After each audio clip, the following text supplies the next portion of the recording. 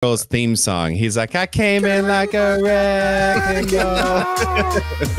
Oh, never shot this well before. All right, here's my skip. We don't want to get copyright. That'll be fine. You're gonna love this. I want to hear it. I'm objective. You're critical. Anico at the disco. He's positive. Join the Mixtape 615. Today, tomorrow, yesterday. It is the dopest supporter group in all of Nashville. Forever. Yes, sirree. Testing. 1, 2, 3. This is a Mixtape 615 podcast, and this is the place to be. If you're a Nashville Soccer Club fan, or you're just trying to see what's going on with them boys in gold, and I invite you to lock in with us real quick. Yo, you know who it is, bro. It's your boy, Tunji, a.k.a. the infamous Young Turtle, the Soccer Face SF, doing the big kahuna, munching on a little tuna sandwich, as it says on the mug. Check it out. The DR kid, affectionately known as Steam Papi Yamame 454. Yo, catch me at Southside Kitchen and Pub on a Wednesday night, getting too lit off of half-off whiskeys. Why? I just got a paycheck, yo. Hey, I be sipping on Mai Tais on beaches in Belize, feeling cool like a summer breeze. The dude walking down Broadway with the cleanest pair of Jordan 1s that you ever did see. Golden boy, golden voice. And you know what happens when I'm in Chicago? You know what they call me? Chicago Mike, the Glizzy Gladiator. And this is a Mixtape 615 podcast, baby. We coming back at you again. Austin, tell them who you are, please. What is up, everyone? This is Austin, a.k.a. Wild Mane, a.k.a. Ginger Snap, a.k.a. the Fumbling Dublin, drinking my Guinness because it was St. Patrick's Day, you know, a.k.a. Chicky Parm, a.k.a. Red Beard. Okay. All right. Logan, I like it. Tell me who you are. All right, everybody. It's your boy, Logan, Beer Main, a.k.a. Mr. C, a.k.a. Mr. Roboto, a.k.a. Coach Carson, or rather the former Coach Carson, because our basketball season has already ended. So sad. How'd you guys do? We didn't do horrible, but I had a bunch of second graders. We lost our last game pretty bad because it was basically all second and third graders versus fifth graders and 2 sixth graders, which I didn't think was going to be the right way to play it, but it is what it is. Also known as allegedly, if you know, you know. And this is, like Tunji said, the Mixtape 615 podcast, brought to you by the Mixtape 615 supporter group. Get it right, get it right. Supporter group in all of Nashville. Absolutely. In all of Nashville and all of soccer and all the world, the universe, the multiverse, you know what it is. And if you are ready to join the mix, like some of our friends at the stadium just this last week, coming up to me right after the game saying, how can I get in? I'll tell you how you can get in by going to mixtape615.com. That is mixtape615.com. Go there, jump in. You can join right there, and an individual or a family account, and you can get that awesome, dope supporter scarf that Austin is holding up right now that says, we run this pitch. We run it. All right. Well, we had another match this past weekend, just as Logan said, against Charlotte. It ended in finally a win for Nashville SC. Oh, thank God. It was another 2-goal game, though. So we are seeing more goals this season. So that's at least, you know, silver lining, right? You know, we're seeing some more goals, but what's the tally for the season? Is that 15 goals for the season, all competitions? If you look, all competitions. What, it was 7 against Mocha. We had 3 against Miami. Yeah, 5 against and then 5 in season. Mm-hmm. So something like that. Okay. We've got 5 in season. We've got 1 against Colorado. So that's 15 total. Hey, well, I total. Yeah, I had to do my. I had to do my quick math in my head. I apologize, guys. That's why I'm not a mathematician and I talk about soccer. But we looked pretty good. I was actually pretty happy. Backline was still a little bit shaky to me. You guys were both there, actually seeing it in person. Kind of probably had your backs to the goals a little more than I did. I was watching it from the house, able to see everything live and seeing all the replays. But tell me, guys, how was the atmosphere there getting a win, Tunji, in the castle? How was that atmosphere? What did Annabelle say back in the day? He said the castle is the castle, bro, and it shall remain that under our humble watch. The Mixtape 615's humble watch, and the rest of the back line, the rest of the supporter groups, we all brought it. There were people in the supporter section that I'd never seen, and they all could feel the energy and were feeding off of it. It was great, man. One of the best parts. I mean, honestly, even if I had the money, which I don't, to sit in the nicer seats, wouldn't do it. Yeah, this is the best way to watch a game. Not for this match. There's a whole other atmosphere down there. Well, we had a couple goals. Sam Surge getting his first in-season goal. He had one against Mocha, but getting his first MLS season goal in the 2024 season. And then Alex Morrill, I know we kind of we harp on him a lot, but he actually did get a goal this time. Found himself. We harp on him a lot. That's all you're gonna say. You guys drive my man's name into the mud. I can't even talk right now. He got me. Okay. Hold on. Put some respect on Mule's name. Let's put some fact checks on it real fast. Let's put some fact checks on it real fast. Fact check. You can't fact check Alex Mule, the chaos god. This season. Hold on. 13 shots this season, right? One on net.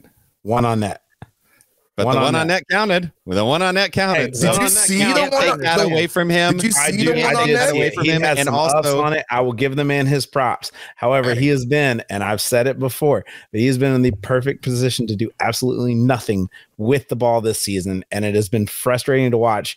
As much as he has been in perfect places to not capitalize on them. However, it was very, very, very satisfying to see him finally get that goal. It really was. It was very satisfying to see that happen. Oh, it was it? Going up 2-0 again in a match. That's what outside of the Miami game. That's 3 out of 4 games we went up 2-0. So we're looking good. We're getting on the 4.5 too, right? Why is it that every single time we're leading by 2, I kind of want to throw up? That's this season, Tums, but also you need some Tums. But also we've struggled in the back line, trying some different pairings. We had how many games in the past month and a half, so we're coming out of that with the CONCACAF being over for us, where we're getting back into once a week play. I think that our backline is going to get a little bit more steady once Walker comes back from injury. So we are going to get that. But what I'm loving right now is we're scoring goals. So Logan, with Sam Surge, with Alex Morrill, people who aren't named Hani Mukhtar getting goals, is that positive for you? What are you seeing with that? With these few games, I obviously it's always going to be a positive when you can pull some of that pressure off of your main man, your MVP, the man we love, our captain. When you're pulling that pressure off of him, it's going to help. It also just goes to show defenses that they don't know where to look. Again, Alex Meals had 13 shots. Only one on net. They don't know if that's a good thing or a bad thing. How do you look at that and say that, that's a man we need to mark? Sam Surge coming back from injury, as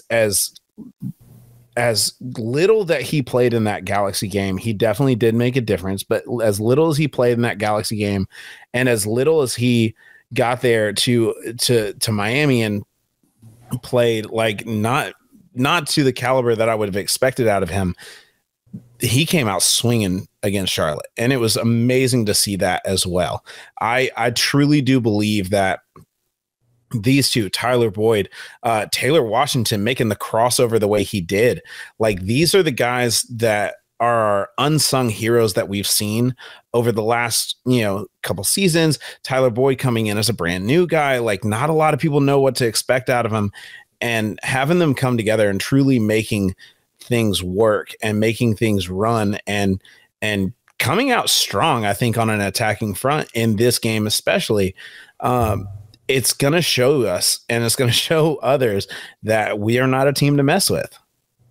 Yeah, I think it's exciting. I mean, you mentioned a couple of the people. I think Sam Surridge looked really good this match. Oh, amazing. Also, I've said it a couple of times. I think that with how Taylor Washington has looked at the beginning of the season, getting the start over Lovitz because of some injury, I think he's earned a starting job. Tunji, what did you see from Taylor Washington and Sam Surridge? I know they kind of connected on that goal, but just their play from the, somebody who's a striker to somebody who's a fullback. What are you seeing from those two? I mean, look, first off, Sam Surridge and the Taylor Washington connection, that's like a connection I never really expected to see. And I don't think Taylor Washington expected to see that either. I mean, but they seem to know, I don't know. It's like they've been doing like after practice, like training sessions. They seem to know, like there's a picture from the game after he scored that goal where they just kind of put their heads together or whatever. I'm like, that is some camaraderie, bro. Love to see it. So I mean, they got the same haircut now, so that's it. It's the haircut. That's what everybody needs to get, the Honey Mukhtar fade. Everybody do the Honey Mukhtar fade, but dye the top, and we'll see if we can start getting that type of connection all across the pitch. But that, you guys have been saying a lot of like the good things, right? I'm gonna be the guy that I tend to be. Can I be the guy I tend to be real quick? Mr. Negative, go ahead. Oh. Check it out. Look. Yes, we've got guys who aren't named Hani Mukhtar scoring the goal. Do you guys know Hani had 0 shots and 0 assists that game? It's cool we're not relying on him. We're still scoring goals. That is great, but let's just put a little pin in that. I kept on thinking this whole year, I was like, I thought we did stuff for the midfield, right? And like, I mean, we got Juir within. Juir was playing good. Tyler Boyd was in. I'm gonna get into that, but like, I just like still something not working with the midfield, and I couldn't really like put it into words until I read this like recent article by Jeff Remlinger on Broadway Sports Media, and he pretty much like got it on the head. He said like he said basically the defensive center mids aren't moving the ball forward. Like there's still that breakdown. The defensive center mids are like way too close, I believe, and making too many passes amongst each other and the back line. And not looking, and that's their defensive center mids. I get it, but here's the big point that he brought Godoy, up. Your Sean Davis, is those two are the ones you're talking about? Exactly. Which they weren't in the game this game, but well, Godoy was for a little bit. Like was it like 9 minutes or something like that? Anyways, this is the big thing that I really love that he brought up. It was just that the pass progression last year was actually more than it is this year amongst all positions, forwards, midfield, center backs, fullbacks. So it's interesting. Again, like we've done these things with Tyler Boyd, with Drew Yearwood to make the midfield stronger. And 4 games into the MLS season, we've gotten worse in that area. And I saw that this match. That's why you keep seeing and those are the ones that aren't injured. Like we had some of our forwards injured, but that's why you keep seeing those guys like this connection between all the way in the back, Taylor Washington, and all the way in the front, Sam Surridge. These like almost direct plays, or just like someone's like a little too far up sometimes, but it's fine because it's working now. But like we can't keep. That's why we keep seeing the Jacob Salvador streaks up the wing, kick to the center to nobody. So this is still something I saw that like maybe against a more experienced team, they could kind of pick that out. And once they realize that you're struggling to move the ball to the middle, then they look at where you are moving the ball.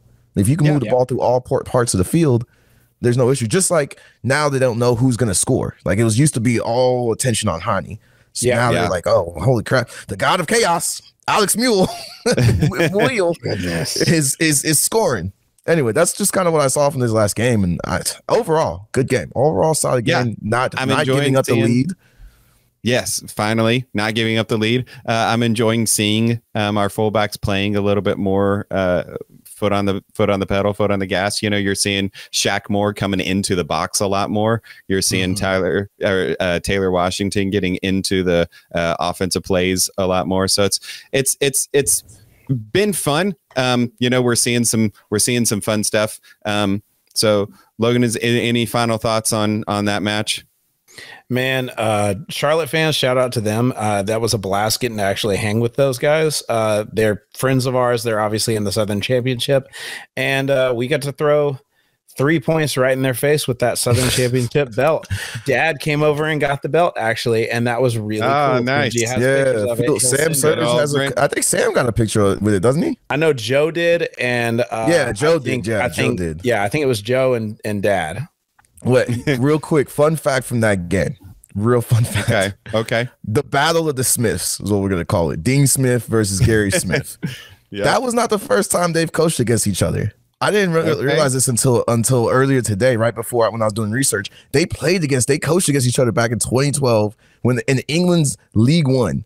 Dean Smith was at Walsall, and Gary was the coach of Stevenage, and they coached against each other back then, and now they're both coaching against each other in MLS. Crazy, the Smiths, That's a man. Pretty fun fact. Well, hey, great match. We're on to the next one, playing LAFC this weekend, and a late match for us, probably 7:30. Yeah, 7:30 over in LA. So we're doing a pajama party. Look out for that. But hey, coming up in this next segment, we're bringing back Play, Skip, Repeat. You guys do not want to miss it. That is coming up after the break.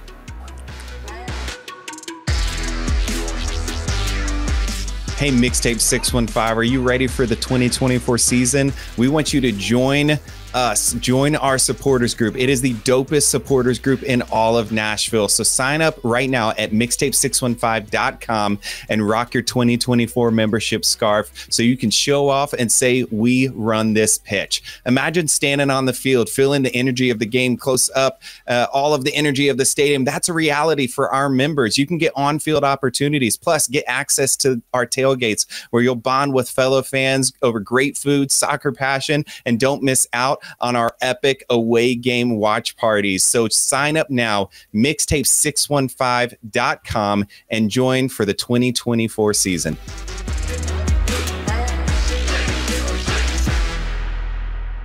And we are back with some more footy talk, some Nashville SC footy talk.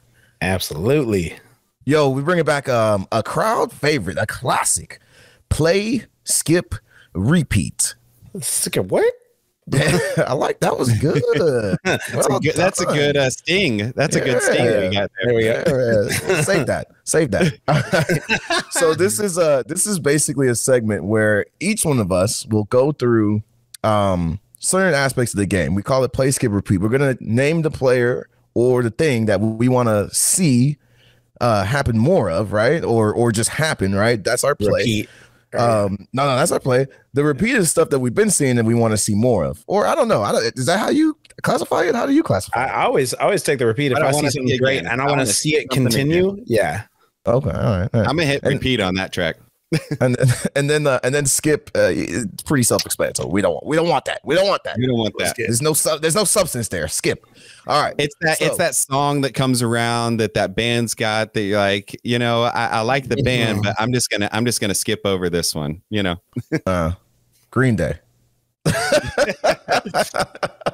Oh yeah, people are gonna hate me for that one. All right, let's go. Let's get it started, man. Who wants to go first? Logan, let me get your play, skip, repeat. All right, man. Let's start with a skip. I'm gonna easily start with a skip. It's gonna be something that we gotta go for. Anarchy. I'm skipping on the back line. I'm skipping on the back line, not the back line supporters. We did awesome. The back line, as in the defensive line. We did not. And I'm not skipping on all of them as a whole. You just did. I'm not skipping on. Excuse me. Let me say it this way. I'm not skipping on each person individually. I'm skipping on the way that they're playing as a whole, and we've seen it. Again, why is it that every single time we have a 2-goal lead, I just instantly gain anxiety? It's happened. What? 5? We've had a 6-goal lead now. And we've given up 5 goals. And so it's just been awful. It's been absolutely just heart-wrenching. And so we've got to set something a little more solid. I know Walker's not back there. I know that we've got some guys that aren't really playing towards the midfield in some of our, or aren't used to playing in that center position in some of our games more recently. But we got to solidify that. We were one of the best, if not the best, defensive team in the league last year. We cannot give that away just because we do want to score. We have to hold that balance. We have to hold that solid, defensive side and simply add to it. And so that's where my skip is. Now, as far as my play, I like, and Tunji, you're going to laugh at me. I like the way that Alex Muyl is playing. I need to see. I know. My guy. I know it's not. I know it's not my. The Manhattan Messi. Huh? More of it. You want to see more of that Manhattan Messi? You're playing him. I need to see a play from him. I need to see a good play from him. He's part of my play. I also think that with Walker being out, I need to see a solid play from a more experienced back. And so I am going to go with Brent Coleman. I mean, man held up very well against LA, I think personally, for not have played, that much in over a year. To see him come in the way that he did and command that front line, that front side of it, and that center backs position, it was awesome. It was great to see him do what he did in the LA game. I'm sad that he wasn't in this last game. I want to see him play. I truly do think he's right there in that range of being there with Walker when it comes to how they're playing currently for Nashville SC. And as far as my repeat, man, it's impossible not to repeat on Sam Surridge. It's impossible not to repeat on a Fox in the box and doing as well as he did. I can't say enough about it. There's nothing more I need to add to it, but I can't say enough about it, and that's got to be my repeat. Boom. All right. Love to see the Alex Muyl love there. I remember when you weren't such a big fan. I'm still not convinced, but I need to see him continue to play well. You gotta let fire be fire, bro. You gotta let them just burn, bro. Sometimes you can get fired direction. You can't control it, bro. No, you can't control it. I'm not convinced about your skip, but because I think you're blaming the back line for problems that might be starting a little bit further up the pitch. But I don't disagree with you, but it is their whole description, their job description is defense. Yeah, that can be their job description, but I think do the job. Do the job. Defense. Do the job. If the offense scores more and they defend more, and the other team is still scoring, but we're scoring more, I'll take that. I'll take that. The other team can I don't need clean sheets all the time. If that means you're putting everyone back. If you're putting everyone back, just trying to pack the box, pack the defensive third, and I'm not being too conservative. That's how you get clean sheets. That's how Gary gets clean sheets. He puts everyone back. You know what I'm saying? I'm fine with taking some risks, thinning out your back line, and exposing yourself to some danger as long as you are consistently creating goals, which is what they're doing. But anyway, that was yours. Nah, you know what? Come on. Okay. Well, I'm gonna go with the correct order because you're just over here being like play. Repeat. Alex Muyl. He is the god of chaos. Let me tell you something about Alex Muyl. You never know what might happen when he gets the ball. And as of late, he's been absolutely killing it, bro. This is what happens when you play a guy like him. All right, you just have to be ready for whatever.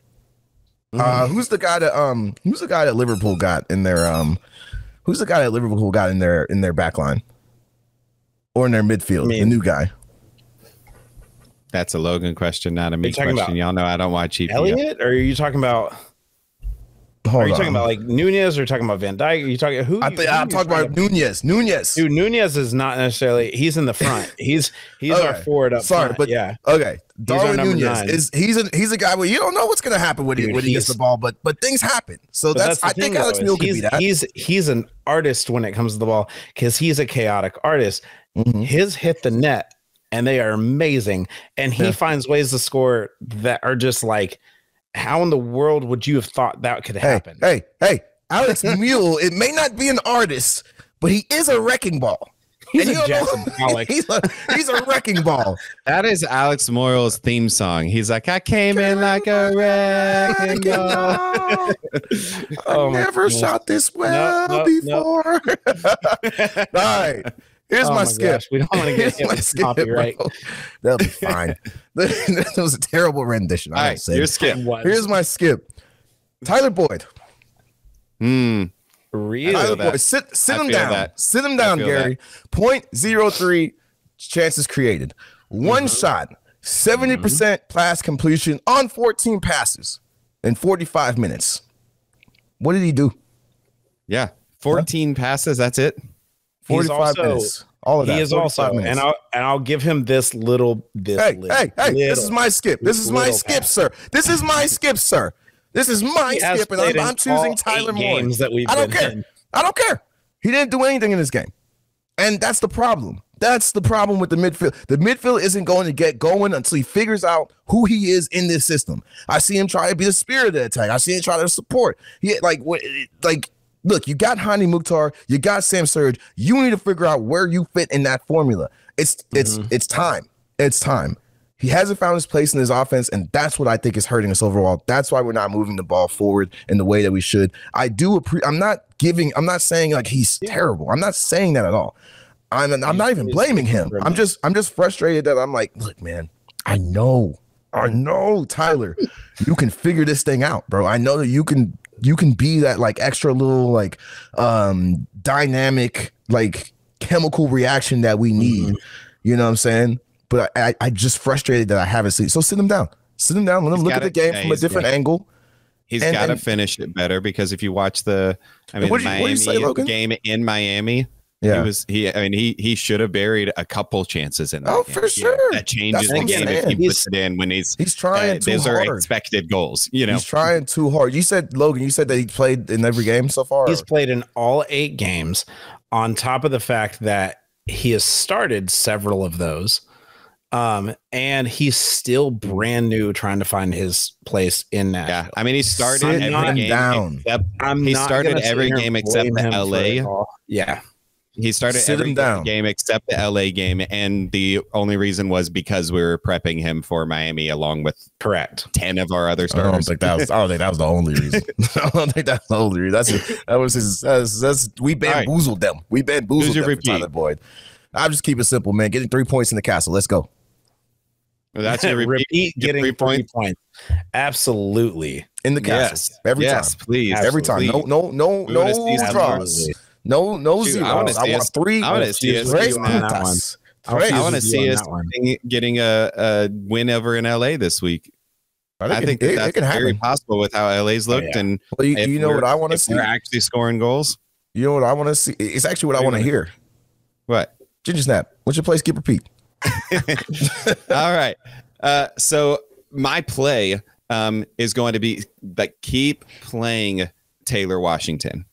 That guy he's found another level. We were talking last season where it's like we just don't know if he can keep up at this level. He's one of the guys that has been here since the USL days. I don't know if he found an extra gear this year or new trainers or what happened, but he is found another level, and he has really risen to the occasion because he didn't get this many starts, or at least in a row. And I'm happy that he's actually getting these consistent starts because I think he's finding his rhythm. I think he's finding that chemistry with the team. His crosses into the box are looking good. His movement up the field, he's finding the open man. He's finding the open space, and then him crossing over with those midfielders, with the wingers. Has been beautiful play. So I'm really enjoying watching Taylor Washington. It's my daughter's favorite player. She got his signature. She's so happy. So she loves watching Taylor Washington, and I'm loving watching him right alongside her this year. So that's my play. I want to see more of that because he is looking good. Dan Lovitz, no offense to him, he just hasn't looked the same this year, and could be some injuries. The Miami game, I know, wasn't his fault. He got put in as center back. You know why? That was all on Gary. But right now, I think, it sucks for some players losing their starting position because of injury. I think that Taylor Washington has earned that. My skip, though, I would say are you can do a toss up, but it's got to be Lucas McNaughton or Jack Mayer. Our back line, like it's not necessarily the back line as a whole. Jack. I'll tell you that. No, this last game. Jack Mayer is the reason for LA's goal. He came off his man because Lucas McNaughton jumped too early. Or Charlotte. Sorry. No, it's okay. So many games. Yeah. So again, the goal against the Charlotte had against us, Lucas McNaughton jumped early and then lost his man, and then Jack came off his man when Lucas had already gotten back. But Lucas had already gotten back, and then Jack's man was left wide open in the box. It's like, so our center backs just aren't communicating right now, and that's where we're missing that veteran presence in Walker. You brought up Brent Coleman. I think that if we put him in, maybe he brings in some veteran presence as far as communication, because as Tunji and I talked, we heard him in that preseason match. He was so vocal, yelling at, everyone, getting them. And I don't think that Lucas McNaughton has that in his goodie bag right now. He doesn't have that in his tool bag. He's not ready to be that presence in the backfield. He is a good talent. And I think that he just needs a little bit of maturing to get that. He has good talent, but right now we've got to shore up the back line to stop these comebacks. We have gone up two goals in 3 out of the last 4 games, and then the one game that we were losing 3-1 against Miami was they attacked the center of our back line, and that's where our weak point is right now. So that's my skip. My repeat, it's gotta be Sam Surridge. He looked good. He is coming back. I don't know if y'all seen, I mean, y'all were watching the game just like I was. He's coming back to play the ball, not just playing the striker, number 9 center. He's actually coming back and making things happen. He's recognizing when he needs to help out the midfield to move the ball through the center. And then he's actually making those happen, and he's moving the ball upfield. And then joining the rush as soon as he makes it happen. So he's creating, he's in the right position. You know who he reminds me of, honestly, just in the last, couple games where he's trying to create those chances. Darwin Nunez, Speaking of Liverpool, no, for real. Darwin Nunez plays a very similar role where he does join halfway through the midfield, if not, on their own half, to really try and force that ball towards the front, to bring everybody forward with him. And that's the way that Sam Surridge is playing this year. He's really trying to be that leader in the front. Yeah, I'm enjoying seeing what we are from him this year. The whole question coming into it was, who is Sam Surridge when he's got a full season? He's got his rest in between, and so I am enjoying what I'm seeing from him right now. You really just compared. I'm not saying Sam he's Surridge as and Darwin good. Nunez. I'm not saying he's as good. I'm saying it's a similar style of play. Not he's closer to caliber. He's close to Alex Mule. The same caliber. Chaos, bro. He's close to Alex Mule. I think all of us can agree that we want to repeat seeing Doug Branson at more games, and that was awesome seeing. I cannot talk about that enough. Also, it was dope. It was dope, man. He actually, speaking of Sam, he got to meet the guy. He got to give him the record. He was our man of the match this game, which is really cool. Yeah. For those of you who don't know, Matt, Nashville, I feel like they don't talk about it enough. They don't promote it enough. Yeah, they don't promote it enough. But I remember back in the beginning, they would get like sounds from the game, like they would record like everybody cheering and chanting and like the game itself. And they imprint it on a record, and then they give it to the man of the match. And it just feels like they don't promote that enough. That's another tradition, Charlotte. Are you guys gonna steal that one too? Anyway, so I remember whenever I did it, and the first game or first season in Geodis was the back line. We would actually promote it and do a whole snippet about that person. Well, it's the back line that actually did a little bit more. So, yeah. Sorry. All right. Well, speaking of dropping the ball, we've got a few people in the MLS that are dropping the ball right now. They look like zebras sometimes. Well, they wear blue. They wear pink. They're blind and deaf. That has nothing to do with zebras. Anyways, we're gonna talk about the ref crisis when we get back. You guys know I be too lit on Wednesdays at Southside Kitchen Pub, but it does not have to be a Wednesday for you to get too lit with me at any of our away watch parties. Be sure to follow us on Instagram at Mixtape615 for all watch party information so you can get in the mix with us, me, Logan, and Ginger Snap. Let's go.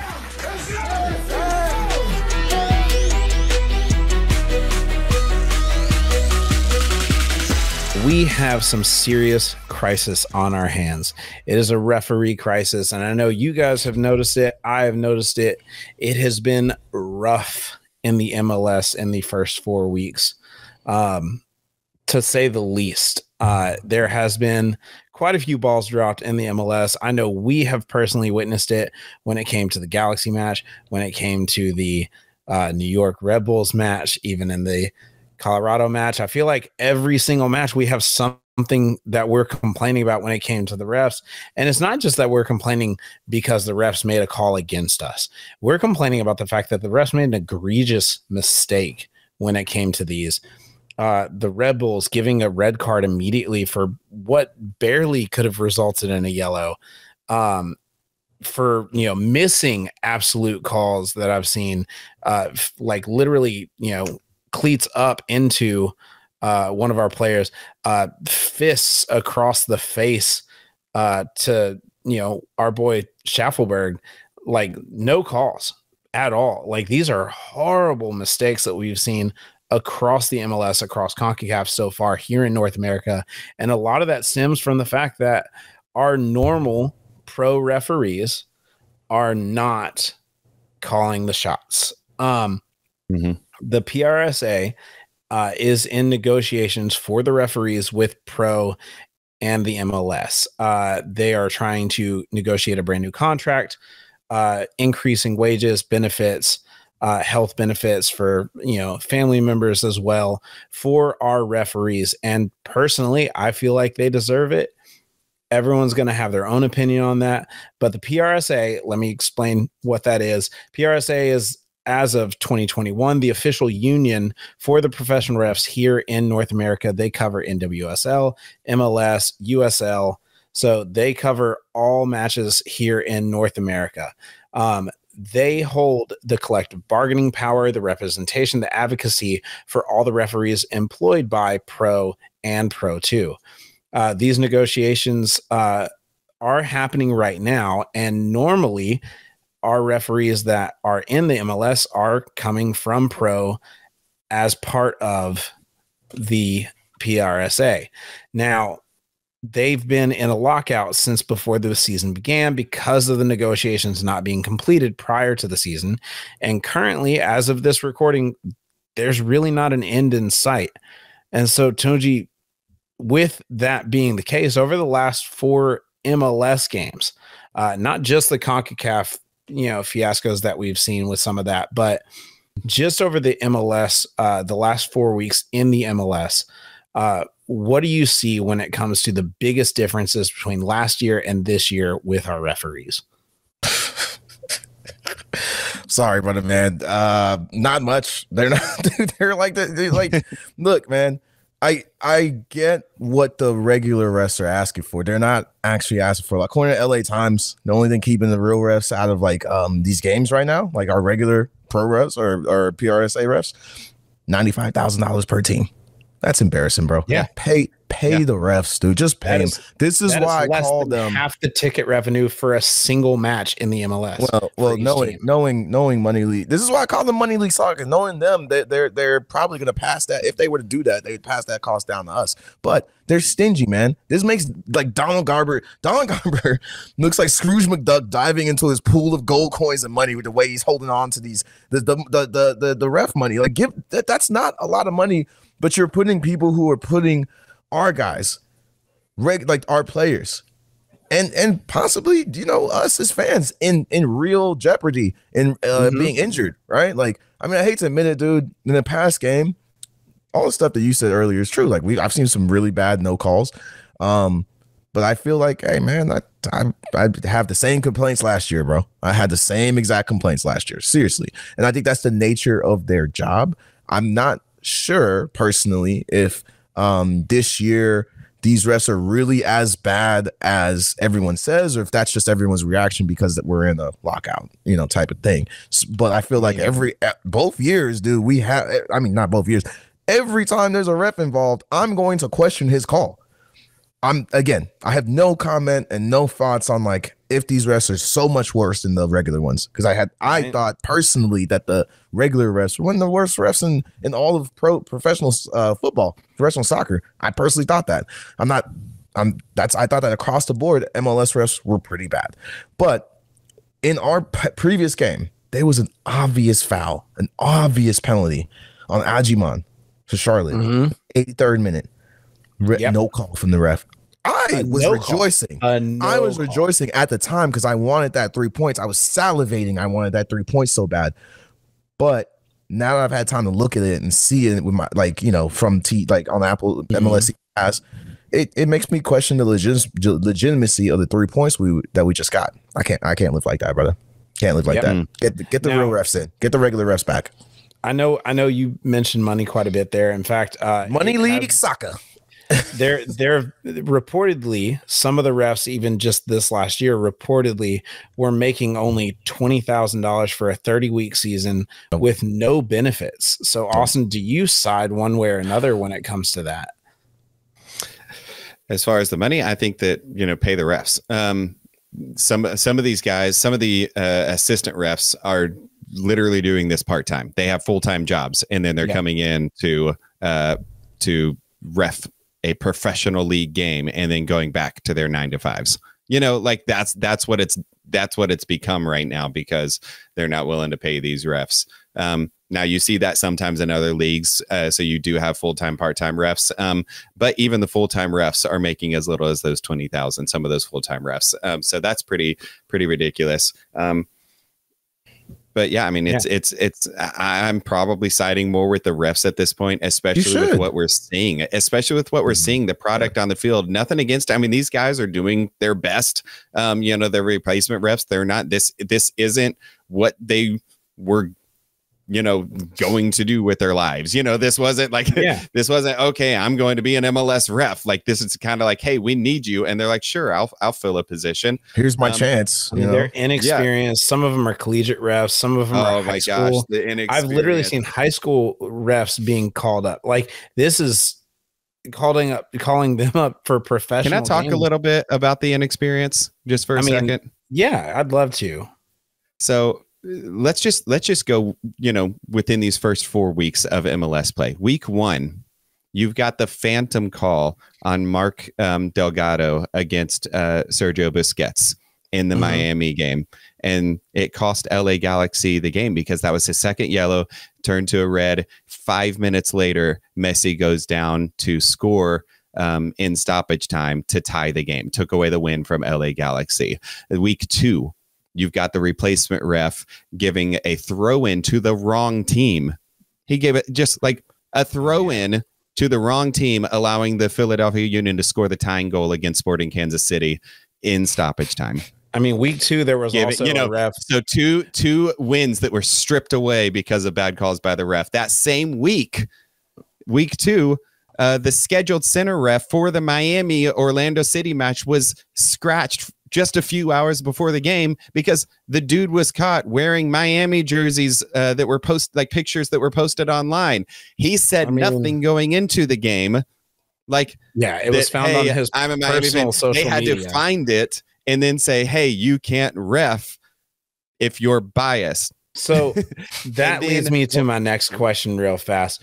Tunji, do you think that there could be less bias towards certain teams, or do you think there might be more bias towards certain teams with the inexperience of these refs? Bro, you trying to get me? You trying to get me locked in a dark room somewhere, bro? Bro, you know the MLS Illuminati is listening in, bro. Come on, man. Do you think they care about it? I mean, to be fair, we did just find out that people listen to us. So, nah, bro. Look, man. I'm look. In the interest of not being league locked, I mean, money league soccer is not biased. Major league soccer, major league soccer. That's right. Yeah. Sorry. Major league soccer. Look, guys, it doesn't matter if they're biased, bro. Pay the refs, man. Like that. The MLS. If you want a better product, the part of the product that MLS gives us is also the officiating of the game.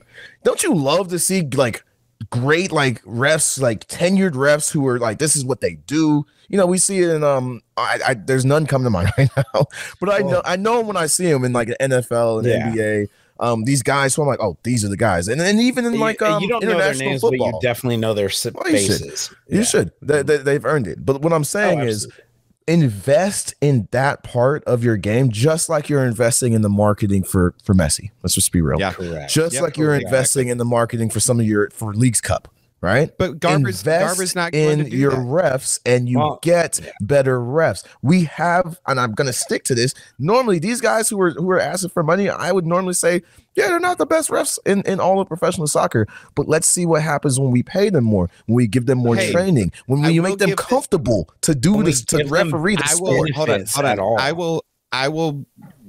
I've been siding with Tunji most of the time whenever I look at MLS refs, because I'm like, oh no, it's a subpar league. There's subpar refs. But they actually had a crew go to, was it the Women's World Cup? They actually were officiating in the Women's World Cup, like MLS refs were. So if they were good enough to get called up to that, then, that's like some of them though. In Australia, you know, how many?